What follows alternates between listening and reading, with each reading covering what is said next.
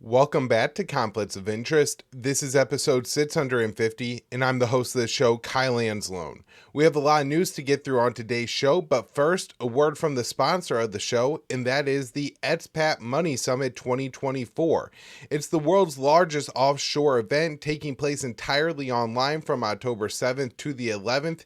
It's put on by Mikhail Thorup, the host of the Expat Money Show, and a highly sought-after expat consultant with over 2 decades of experience. Learn everything you need to know about crafting your perfect plan B, how to quickly acquire a second passport, diversify your finances offshore, invest in international real estate, and get insights on geopolitics from the world-renowned experts. Headline speakers include Dr. Ron Paul, Doug Casey, Scott Horton, Tom Woods, Mark Thaber, Tom Logano, and more. To reserve your complimentary tickets, head over to expatmoneysummit.com. Again, that is expatmoneysummit.com. And do what you guys, listeners, do what you can to support our new sponsor. It does help out the show when you help out our sponsor. All right, you can also find the show by subscribing to YouTube, Rumble, or Odysee, and it's up anywhere you can listen to audio podcasts. Of course, the show is always posted to the Libertarian Institute, where it's hosted, and on the blog at antiwar.com. All right, everybody, follow me on Twitter at KyleAnzalone_. Let's get into the show today. So we had a pretty interesting develop over the weekend. U.S. and Russia conduct prisoner swap. The U.S. and Russia conducted a major prisoner swap on Thursday that freed Wall Street journalist reporter Evan Gershkovich and former U.S. Marine Paul Whelan. The Wall Street Journal reporter Evan Gershkovich was arrested in March of 2023 on charges of espionage, which were rejected by the U.S. government and the Wall Street Journal. In July, he was convicted to serve a 16-year prisoner sentence, which happened as the U.S. and Russia were quietly negotiating the prisoner swap. Whelan was arrested in Moscow in 2018 when he was found with a USB drive in his pocket that contained classified information. He maintains his innocence and said the USB was planted on him, but was convicted on espionage charges and ordered to serve a 16-year sentence in 2022. The story that he tells sounds basically like the plot to that, I think it was an early 2000s movie, Enemy of the State. It stars Will Smith and Gene Hackman. And so that's kind of what he describes happened, where he's just out and about. Somebody slips a USB drive filled with classified information into his bag, and then he ends up being the one that gets caught and pinned with it when he, says he has nothing to do with it. I think there's some questions around Whelan where the Wall Street Journal reporter, it seems that those charges were somewhat trumped up. So 2 other U.S. citizens were also released, along with 5 Germans and 7 Russian citizens who were held in their own country. In exchange, 8 Russians who were imprisoned in the U.S., Germany, Slovenia, Norway, and Poland were released. In comments on the swap, the White House, Biden said some of the Russians who were freed from Russia were connected to Alexei Navalny, an opposition figure who died earlier this year while serving a 19-year sentence in a penal colony in Siberia. Biden accused Putin of killing Navalny, but it was later revealed that U.S. intelligence agencies didn't believe that was the case, and Ukrainians said he likely died of a blood clot. The exchange marked the second high-profile prisoner swap the U.S. and Russia have conducted since the Russian invasion of Ukraine in February of 2022. The previous deal freed WNBA star Brittany Grenier in exchange for a Russian arms dealer. Biden said the latest deal happened thanks to diplomacy with many U.S. allies, but still rejected the idea of diplomacy with Russian President Vladimir Putin and said he wouldn't speak with the Russian leader. The Biden administration has refused to engage with Russia at a higher level to ease tensions over Ukraine or to work on some arms control despite the high risk of nuclear war. So the downside is here, what you really hope for when you have these prisoner exchanges is it's essentially an icebreaker. It gets everything else moving that you need to get moving, and it seems like in this case that's not what the U.S. government wants to do, and that seems unlikely now. All right, next up here. This one I wrote for the Institute on August 4th. Zelensky confirms F-16s are in Ukraine. President Zelensky confirmed on Sunday that F-16s had arrived in Ukraine. A U.S. official said only a limited number of the warplanes are in Ukraine currently, adding the fighters are not flying combat operations.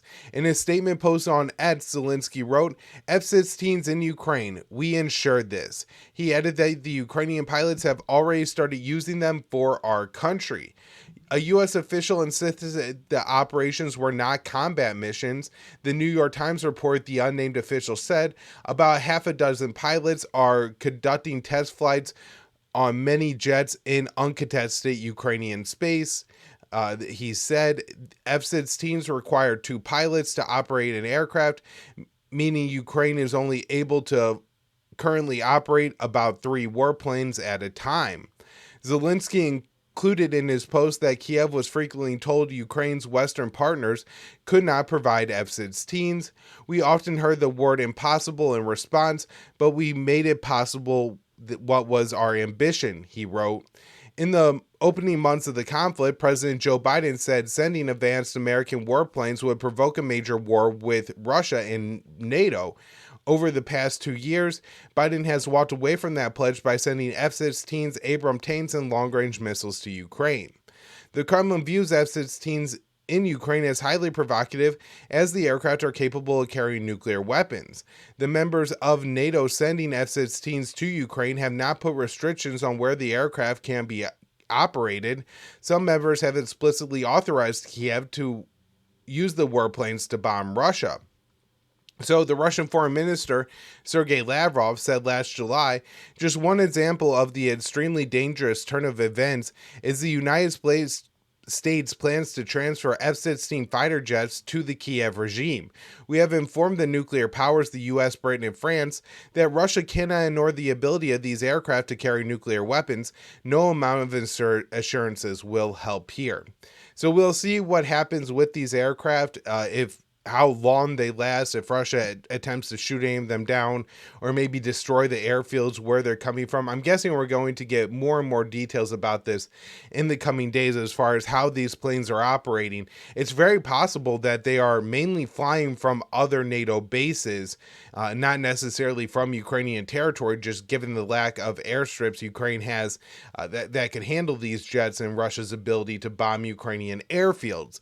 Now, one other thing I'll mention is, so far the reports I'm hearing is that these planes are not going to be used to either shoot down Russian fighter jets or try to bomb Russian forces entering Ukraine or to provide air support to frontline Ukrainian soldiers, but rather to shoot down Russian missiles over Ukrainian cities that are far from the front lines. This seems to be a mix of just, I guess, practical nature, the training of the pilots, and the fact that the Russian air defenses would likely shoot down the Ukrainian planes if they did stray too close to the front lines. All right, so one more story here on Ukraine. It is not going well for the Ukrainians. Ukraine orders evacuations from Donetsk towns as Russian forces advance. So this one's from Dave DeCamp, August 4th at antiwar.com. On Sunday, Ukrainian officials ordered evacuations from some areas in the eastern Donetsk oblast as Russian forces are making gains. The Ukrainian governor of Donetsk said he ordered mandatory evacuations of children and parents from several villages. He said, according to the AFP, the enemy is bombing the towns and villages of these communities every day, so it was decided to evacuate the children with their parents or other legal representatives. Earlier in the day, the Russian Defense Ministry announced it would capture the Donetsk village of Novoselka as a part of its push towards a key city in the Donbass, which is used as a major supply hub for Ukrainian forces in the region. The Russian Defense Ministry claimed on Sunday that Ukraine lost 365 soldiers in the fighting around the city in the previous 24-hour period. The fighting rages in Donetsk As the fighting rages in Donetsk, Ukrainian President Zelensky confirmed Ukraine received its first shipment of U.S.-made F-16 fighter jets, but the planes and other military aid from NATO are not expected to turn the tide of the battlefield. Zelensky recently began floating the idea of holding peace talks with Russia, marking a shift in his position as he previously ruled out the idea altogether, but there has been no signs that the U.S. would support negotiations, as any deal that cedes territory to Russia would hurt the election chances of Vice President Kamala Harris, who is expected to be the Democrat nominee after President Joe Biden dropped out of the race. All right, now let's get into some news surrounding Israel, and this is going to include some news on Gaza, but a lot of it has to do with the wider tensions in the Middle East, as it appears we are getting very close and potentially gearing up for the wider war to break out this week between at least Israel and Hezbollah, if not a wider war in the Middle East involving Iran, the Houthis, Shia militias in Iraq and Syria, all directed at Israel and, of course, the United States, because we will certainly get involved in that conflict. All right, so this one again, Dave DeCamp, antiwar.com. Speaker of Iran's parliament vows Israel will pay heavy price for Haniya killings. So on Thursday, a funeral was held in Tehran for Hamas's political chief, Ismael Haniya, and Iranian officials vowed they would strike back at Israel for the assassination of the Palestinian official on Iranian soil. The Speaker of Iran's Parliament spoke at the funeral and said Israel would pay a heavy price for the killing of Haniya, and said the era of Israel and its main ally, the U.S., conducting hit-and-run attacks is over. He said, "It is our duty to react in the right place at the right time." Haniya and his bodyguard were killed Tuesday night while sleeping in an official guest house in Tehran, reportedly, and this is from Western media, by an explosive that was planted by Israeli intelligence 2 months earlier. This all seems very suspicious, because at that point they would have been planting the explosive before they even knew who was going to win the Iranian presidential elections, and potentially even before the previous Iranian president was killed in a helicopter crash. I believe that occurred in May. So 2 months ago would be the beginning of June. So it's possible the bomb was planted after, assuming the Western media reports are right. It is possible that the bomb was planted after the death of Raisi, but certainly not after the election of the new Iranian president, who is a moderate, and that likely means not before they knew that Haniya was actually going to travel to Tehran for this event. And so that seems all very suspicious for me, the Western narrative story here. And it's also coming out of Axios and the New York Times, which are pretty friendly to Israel. So the Iranian Supreme Leader, Ayatollah Khamenei, quickly vowed that Iran would take revenge for the assassination and, according to the New York Times, has ordered a direct attack on Israel in response to the assassination. And the Ayatollah actually attended the funeral and prayed with the mourners during the procession. A part of the reason why this is significant, and I don't talk about this a ton on the show all the time, just because I feel like now there's a lot of people that do know there's this Sunni Shia divide in the Middle East, but to some extent, you know, some of this I think maybe either gets misstated or overplaced, because you do have, you know, Hamas, a Sunni organization, Haniya, a Sunni man who dies in Iran, and you had this major funeral procession. So some people are saying, you know, maybe a secondary consequence of the Israeli assassination here is that you're going to see some bridging of the divide between the Sunnis and the Shias. I guess I'm not sure that this is necessarily going to be a global event, but certainly for the Middle East, Israel is making enemies of all these different parties. And so, you know, there's going to be the enemy of my enemy is my friend. And so, you know, from Hamas's perspective, if there's going to be attacks carried out against their members in Iran, then that's going to push them closer and closer to Iran. So back in April, Iran launched its first ever attacks on Israel in response to the Israeli bombing of an Iranian consulate building in Damascus, Syria, which killed a senior Iranian general. Iran warned regional countries 72 hours before the attack happened, and the U.S. and some of its allies intercepted most of the Iranian missiles and drones. Secretary of Defense Lloyd Austin has pledged the U.S. would defend Israel again, but the attack could be much bigger. There is a chance it could be coordinated with Hezbollah, which is warning it's in a war with Israel is in a new phase after an Israeli airstrike killed one of the top Hezbollah commanders in Beirut. So Iran is preparing for a multi-day reprisal attack by Israel is preparing for a multi-day reprisal attack by Iran and Hezbollah. So this one is from August 4th, davedecampantIwar.com. Israel is preparing for the possibility of Iran and Hezbollah launching a multi-day attack on Israeli territory in response to the assassination of Hamas's political chief in Tehran and a top Hezbollah commander in Beirut. Iran launched its first ever direct attack on Israel in April in response to the Israeli bombing of an Iranian consulate in Damascus, but U.S. officials expect this attack to be bigger. They'll just try to wear us out, one Israeli official told NBC News. Al-Mayadeen, a Lebanese news outlet, reported the Israeli assassination of Haniyeh on Iranian territory crossed a red line that Iran would reciprocate. Iran will respond in a way that crosses the red line set by the Israeli occupation, an Iranian source told Al-Mayadeen. The Washington Journal report told Iran, that Iran told Arab diplomats it didn't care if its response to Israel triggered a war. So the head of U.S. Central Command, that's General Michael Kurilla, also known by Eric, is in the Middle East helping Israel prepare for the Iranian attack, which U.S. and Israeli officials believe could happen as soon as Monday. President Biden has pledged the U.S. will help defend Israel, and the Pentagon announced it was deploying more military capabilities to the region for that purpose. More on that next. Since the U.S. is pledging direct military intervention to protect Israel, it's possible U.S. bases in Iraq and Syria could also come under attack by Iraqi Shia militias that are allied with Iran.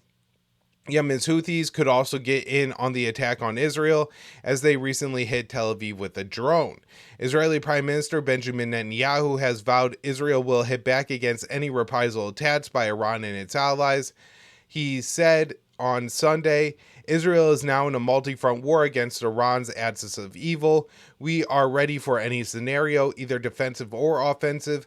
I repeat to our enemies, we will respond and exact a heavy price for any act of aggression against us from any arena.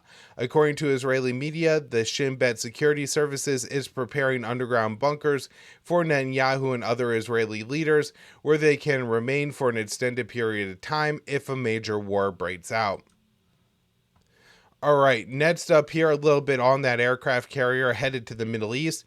The U.S. is sending more warships and additional fighter jets to the Middle East as a part of a deployment that's entirely focused on defending Israel, a White House official said on Sunday. The Pentagon announced Friday it was sending the U.S. aircraft carrier, the USS Abraham Lincoln, and its strike group to replace the USS Theodore Roosevelt, which has been operating in the Middle East. The U.S. is also sending additional U.S. Navy cruisers and destroyers and bolstering its land-based missile defense system in the region. A Pentagon official told Air and Space Force magazine that the U.S. Air Force Strike Squadron of F-22 Raptor fighter jets is also headed to the region.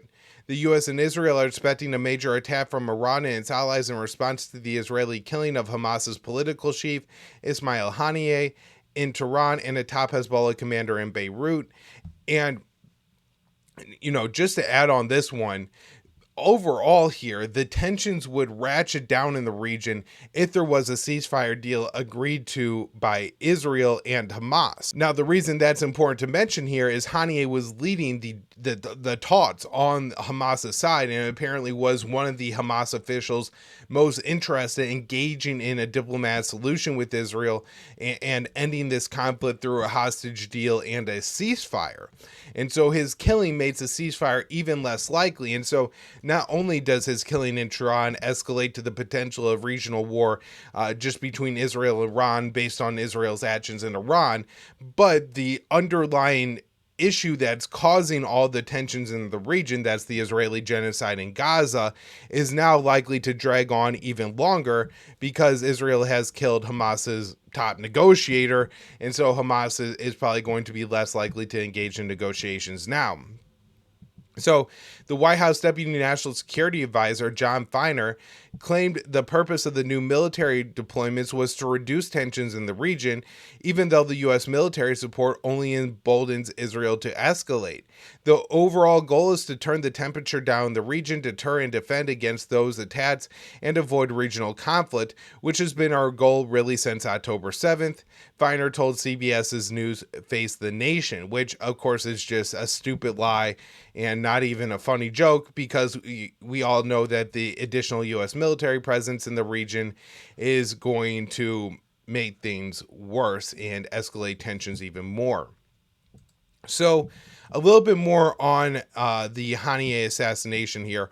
Iran says he was killed by a short-range projectile, not a planted bomb. So, the Iran Islamic Revolutionary Guards Corps, the IRGC, said in a statement on Saturday that Hamas's political chief Haniyeh was killed by a short-range projectile in Tehran, contradicting reports that he was killed by a planted explosion. So, according to Press TV, which is Iran's equivalent to the New York Times, the IRGC said that the attack used a short-range projectile armed with a warhead approximately 7 kilograms, which subsequently caused a massive explosion. Haniyeh was killed while staying at a heavily guarded official guest house in Tehran during a visit for the inauguration of the Iranian president. The New York Times and several other Western official media reported that he was killed by an explosive that was planted in the guest house by Israeli intelligence months earlier, but Hamas officials and eyewitnesses say a projectile hit the building. So Hamas's representative in Iran told the Cradle, "I was there, and the wall and the ceiling of the place where he were already collapsed. It was clear from the appearance of the place after the attack and from the body of the martyr leader Ismael Han that the targeting was carried out by air-dropped projectiles." Discussing the report of a bomb being planted in the building, he added, "The narrative published by the New York Times about Mossad agents planting explosive devices inside the apartment where Haniyeh stayed is completely fabricated. They're trying to evade responsibility and consequences for Israel." I don't think they're trying to evade consequences for Israel, but maybe the U.S. I think if it's any kind of projectile, it lends more credence to the idea that the Americans were involved, where if it's just the planting of a bomb in Iran, that's something that I don't think people would be surprised to find out that Israel would do on its own. All right, so in this next one from Jason Ditz at antiwar.com, Nasrallah vows retaliation after Israel kills top Hezbollah commander. So tensions continue to soar between Hezbollah and Israel after an assassination on Tuesday of a senior Hezbollah military commander, Fuad Shakar, in an attack on Beirut. The attack also killed 2 women and 2 children. So the Hezbollah leader Nasrallah vowed there would be a definitive response to the Israeli attack, saying the group is looking at a studied response. There is no apparent timetable for the retaliation in the message. The tit-for-tat retaliation that has been going on between Israel and Lebanon since October 7th, as both sides carry out strikes and responses to the strikes nearly every day, bringing both sides to the brink of a major Israeli war. Israel continued its attacks on southern Lebanon, just about 5 kilometers from the Israeli border. An airstrike was carried out on Thursday, badly damaging 2 buildings and killing at least 4 farm workers from the same family. And so, look, Israel kills this top Hezbollah commander, right? And you would assume maybe that there was some desire to ratchet down tensions in the region and not to have this major war breakout. You would assume that you wouldn't see Israel continue to bomb Lebanon, at least not until Hezbollah launches the retaliation. But this seems to be Israel just, trying to get a bigger and bigger and bigger response from Iran and Lebanon. And of course they want that because that will bring the U.S. into the war. Israel wants the U.S. in this war because only the U.S. could beat Hezbollah and Iran for the Israelis. So 5 other civilians were also reported wounded in the attack. The 4 slain workers were identified as Syrians. Officials also said DNA testing is being carried out and that the death toll could ultimately rise. As is often the case, the Israeli military made no statement regarding the attack and gave no indication of why they were attacking a farming community in the first place. And over the weekend, we had another Israeli killing of another senior member of Hezbollah. The Israeli military claimed that it killed the senior commander who had been involved in the planning and carry out of various terrorist attacks of southern Lebanon. They claimed his death was a serious blow to Hezbollah operations on the southern Lebanese border with Israel. On Sunday, the Israeli airstrike was also reported against another town in southern Lebanon. At least 3 Lebanese civilians were reported wounded. Israel also attacked what they described as a terrorist infrastructure in another Lebanese village.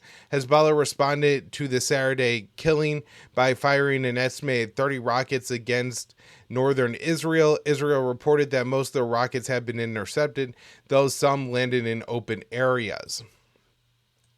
All right. Last up here, not last story here, but last story dealing with Israel. Netanyahu appoints new spokesman who wants ethnic cleansing in Gaza. So Israeli Prime Minister, that's Benjamin Netanyahu, has appointed a new spokesman who is a proponent of establishing Jewish settlements in Gaza and expelling the Palestinians from the territory. So Omar Dostari, who is a regular guest on Israel's Channel 14, was appointed to the new role on Sunday. He is aligned with the Israeli right and has a history of calling for policies that would result in the ethnic cleansing of Palestinians from Gaza. There is no victory over Hamas without the 3 basic conditions: military occupation of the entire Gaza Strip, military and civilian control of the area, and encouragement of the voluntary migration of Gazans out of the Strip, he said. While framing the idea of expelling Palestinians as voluntary migration, the Israeli military campaign is making Gaza uninhabitable and could give Palestinians no choice but to leave if they have the option.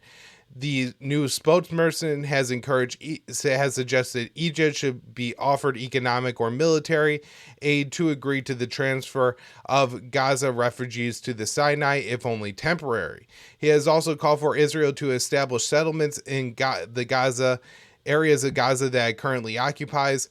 Israel must order the rapid establishment of Israeli settlements in as many areas it occupies, especially close to the current border.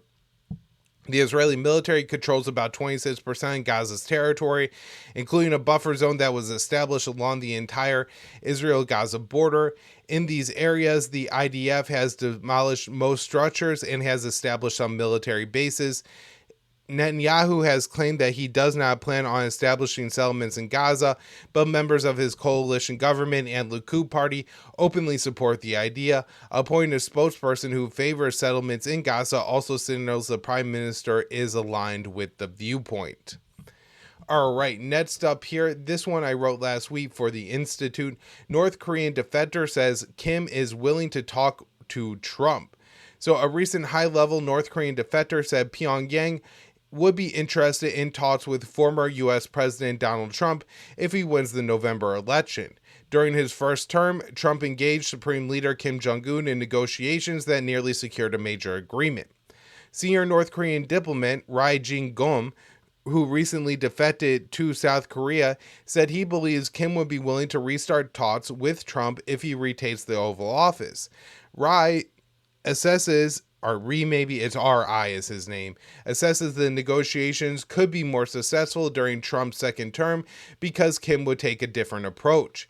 He said Kim Jong-un doesn't know much about international relations and diplomacy or how to make a strategic judgment. This time the foreign ministry would definitely gain power and take charge, and it won't be so easy for Trump to tie North Korea's hands and feet again for 4 years without giving anything. Trump's foreign policy team will also likely have a major impact on the chances of success in negotiations. During the first round of talks between Trump and Kim, the two inked a deal to start to reduce tensions on the Korean Peninsula. However, during the second summit in Hanoi, Trump succumbed to the arguments from Uber hawk John Bolton and presented Kim with an unworkable proposal, scuttling talks. Rai believes Kim feels better positioned now than he did during the previous Trump administration. President Joe Biden has attempted to isolate Russia, a policy incentivizing Moscow to increase ties with Pyongyang. Rai said Kim no longer sees sanctions relief as necessary because of the bolstered DPRK and Russian ties.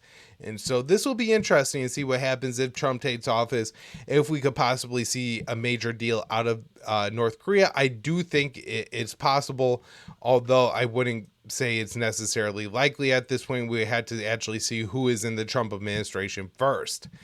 All right, next up here, one last regime change to talk about on today's show. U.S. rejects Venezuelan election results, declares opposition candidate the winner. I wrote this one for antiwar.com on Friday. On Thursday, the State Department said that Armando Gonzalez Ureta won Sunday's presidential election. The Venezuelan government election agency announced that President Nicolas Maduro had won a third term earlier in the week. So Secretary of State Antony Blinken claimed the opposition won the election by an insurmountable margin. So America's top diplomat said the announcement of results by the Maduro-controlled National Election Council, CNE, were deeply flawed, yielding an announced outcome that does not represent the will of the Venezuelan people. Given the overwhelming evidence, it is clear to the United States and most importantly to the Venezuelan people that Gonzalez Ureta won the most votes in Venezuela's July 28th presidential election. The secretary explained his conclusion was drawn from a report from the Carter Center, named for former U.S. President Jimmy Carter.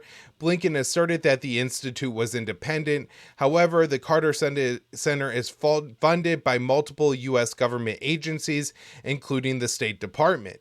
Over the past 2 decades, Washington has made multiple attempts to overthrow Maduro and his predecessor, Hugo Chavez. Under President Donald Trump, the White House backed Juan Guaido's claim to the presidency in Caracas. Along with multiple coup attempts, the U.S. has unleashed an economic war on Venezuela that has contributed to the people's economic hardships. Washington's sanctions have contributed to tens of thousands of deaths for impoverished Venezuelans. On Monday, the Venezuelan CNE reported that Maduro won a slight majority of votes, 51.2%, beating the opposition figure by around 700,000 votes. While the U.S. and Peru have denied these results, a number of other countries, including China, have endorsed Maduro's victory. So I think there's a couple of interesting things here. You know, China endorsing Maduro's victory, the U.S. endorsing the opposition victory. This seems to have some grander geopolitical consequences than just being about Venezuela. And of course, what a just dirty liar that Antony Blinken is, that he's going to say that we have results from an independent institution, and it turns out that institution is funded by the U.S. State Department. All right, everybody, thank you so much for tuning in. And help out the show. You can always contribute to our fundraiser at the Libertarian Institute. Just sharing the show, subscribing the show, recommending it to people is always helpful. And of course, you can help out our sponsor. Sign up and get your free ticket for the Expat Money Show, or the Expat Money Summit, which is hosted by the host of the Expat Money Show. And the links for all that are in the show notes page. Thanks for tuning in, everyone.